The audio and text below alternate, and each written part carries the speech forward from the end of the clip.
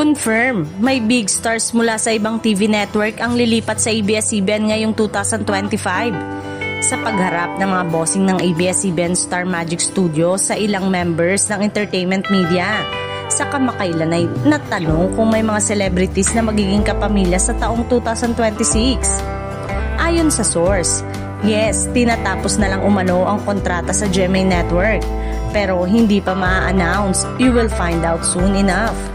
Pero ano nga ba ang criteria nila sa pagkuha ng mga artista para maging Star Magic?